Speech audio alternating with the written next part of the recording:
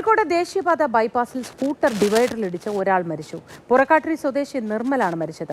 Malaparamba junction സമീപം നിർമ്മാണം നടക്കുന്നയിടത്ത് ആണ് അപകടമുണ്ടായത്. രാഹുൽ കെ വി ഉണ്ട് വിവരങ്ങളുമായി. രാഹുൽ, ഈ അപകടം എങ്ങനെയാണ് സംഭവിച്ചത്? അറിയാതെ ആ ഭാഗത്ത് മുന്നറിയിപ്പുകളൊന്നും ഇല്ലാത്തതുകൊണ്ട് സംഭവിച്ചതാണോ അതോ അശ്രദ്ധയാണോ? എന്താണ് കൂടുതൽ വിവരങ്ങൾ?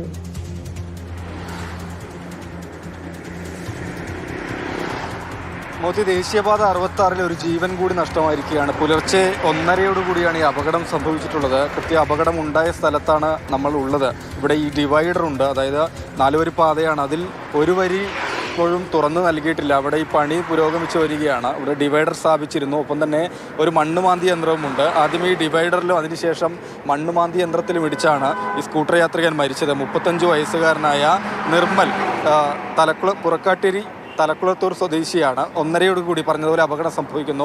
അദ്ദേഹത്തെ നേരെ കോഴിക്കോട് മെഡിക്കൽ കോളേജ് ആശുപത്രിയിലേക്കാണ് കൊണ്ടുപോയത്. പക്ഷേ 1:45 മരണം സംഭവിക്കുകയായിരുന്നു. ചേവായൂർ പോലീസ് ഏതായാലും നിലവിൽ കേസ് രജിസ്റ്റർ ചെയ്യുകയും ചെയ്തിട്ടുണ്ട്. ഇത് രാമനാട്ടുകര വെങ്ങളം റീച്ചിൽ വരുന്ന ഭാഗമാണ്. അതായത് ടോൾ പിരിവ് റോഡിൽ ആരംഭിച്ചിട്ട് 2 ആഴ്ച പിന്നിട്ടു എന്നതാണ്. പക്ഷേ പലയിടങ്ങളിലും ഇതുപോലെ നിർമ്മാണ പ്രവൃത്തികൾ പുരോഗമിച്ച് വരുന്നതേ ഉള്ളൂ. ഇവിടെ തന്നെ മലാപ്പറമ്പ് ജംഗ്ഷനിൽ സർവീസ് റോഡിൻ്റെ നിർമ്മാണം, ഇവിടെയല്ല തൊട്ട് മുകളിലായി നിർമ്മാണം പുരോഗമിച്ച് വരുന്നതേ ഉള്ളൂ. ഒപ്പം തന്നെയാണ് 4 വരി തുറന്നു നൽകാതെ ഇവിടെ ഇപ്പോഴും പ്രവൃത്തി പുരോഗമിച്ചു വരുന്നത്. അങ്ങനെയുള്ളൊരു സ്ഥലത്താണ് അപകടം സംഭവിച്ചിട്ടുള്ളത്.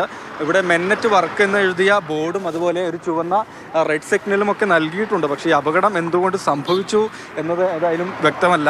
ദേശീയപാത ആയതുകൊണ്ട് തന്നെ വാഹനങ്ങളൊന്നും അങ്ങനെ നിർത്തുകയോ അല്ലെങ്കിൽ ആളുകളോ പ്രദേശത്ത് ഉണ്ടാവുകയും ചെയ്തിട്ടില്ല. നമ്മളോടൊപ്പം ഇപ്പം ഈ പ്രദേശവാസി നാട്ടുകാരൻ കൂടി ചേരുന്നുണ്ട്. ഇതിപ്പോൾ ഇവിടെ റോഡിൻ്റെ പണിയൊന്നും നിർത്താതെയാണോ ടോൾ പിരിവ് തുടങ്ങിയത്? അതെ, ഇതിപ്പോൾ രാത്രി കാലങ്ങളിൽ ലൈറ്റോ കാര്യങ്ങളൊന്നുമില്ല ഈ ഭാഗത്ത്. കാരണം വാഹനങ്ങൾ അമിത സ്പീഡിലാണ് വരികയും ചെയ്യുക. അപ്പോൾ ഒരു ലൈറ്റോ ഒന്നും കാണാത്ത രീതിയിൽ വാഹനങ്ങൾ വരുമ്പം ഇത്തരം അപകടങ്ങൾ ഉണ്ടാവും. അതിന് മുന്നായിട്ടാണ് ഇവർ ഈ പിരിവ് നടത്തുന്നത്. ഈ ടോൾ പിരിവ് നടത്തുന്നതിന് മുന്നേ ഇത്തരം കാര്യങ്ങൾ തീർത്തിട്ട് വേണം ചെയ്യാൻ, അല്ലെങ്കിൽ വീണ്ടും ഇതുപോലത്തെ അപകടങ്ങൾ ഉണ്ടാവും. സർവീസ് റോഡിൻ്റെ പണിയും കഴിഞ്ഞിട്ടില്ലല്ലോ അല്ലേ? റോഡിൻ്റെ പണി പൂർത്തിയായില്ല. ഇന്നലെ ഉദ്ഘാടനം ചെയ്യുന്നു പറഞ്ഞ് ഇന്നലെ ഓപ്പൺ ആക്കുമെന്ന് പറഞ്ഞ് ഇന്നലെ ഓപ്പൺ ആയിട്ടില്ല. രാത്രി വന്ന് നോക്കിയപ്പം ഓപ്പൺ ആയിട്ടില്ല. അപ്പോൾ ഇന്ന് രാവിലെയും വാഹനങ്ങൾ ഓടിക്കൊണ്ടിരിക്കുന്നുണ്ട്. എന്നാലും മെഷീനൊന്നും കാര്യങ്ങളൊന്നും മാറ്റിയില്ല.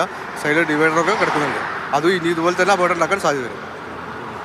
അതിനാണ് ഈ നിർമ്മാണം പൂർത്തിയാകുന്നതിന് മുൻപ് ടോൾ പിരിക്കുന്നതിനെതിരെ വലിയ പ്രതിഷേധം ഈ റീച്ചിൽ ഉയർന്നു വന്നതാണ്. അതായത് ഒളവണ്ണ ടോൾ പ്ലാസയിലാണ് ഈ ടോൾ പിരിവ് 2 ആഴ്ചയായി പുരോഗമിച്ചു വരുന്നത്. അതിൽ പ്രതിഷേധിക്കുന്ന ആളുകൾ നാട്ടുകാരൊക്കെ ചൂണ്ടിക്കാട്ടിയിരുന്ന വിവിധ പ്രദേശങ്ങളുണ്ട്. സർവീസ് റോഡിൻ്റെയും അതുപോലെ നിർമ്മാണ പ്രവൃത്തികളും ഒക്കെ നടക്കുന്ന സ്ഥലങ്ങൾ. അതിലൊന്നാണ്, പ്രധാനപ്പെട്ട ഒരു കേന്ദ്രം കൂടിയാണ് മലാപ്പറമ്പ് ജംഗ്ഷനോട് ചേർന്നുള്ള ഈ സ്ഥലം. അതായത് അപകടം 1:30 സംഭവിച്ചു. എന്താണ് യഥാർത്ഥത്തിൽ ഉണ്ടായത്?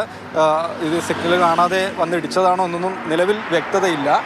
ഈ സ്കൂട്ടറാണ് KL 11BE 6984 എന്ന സ്കൂട്ടറിൽ യാത്ര ചെയ്തിട്ടുള്ള നിർമ്മൽ, 35 വയസ്സുകാരനാണ്. ഏതായാലും ജീവൻ നഷ്ടമായിട്ടുള്ളത്. അദ്ദേഹത്തിന്റെ രാഹുൽ, ദേശീയപാത 66 ഒരു മരണം കൂടി സംഭവിച്ചിരിക്കുന്നു.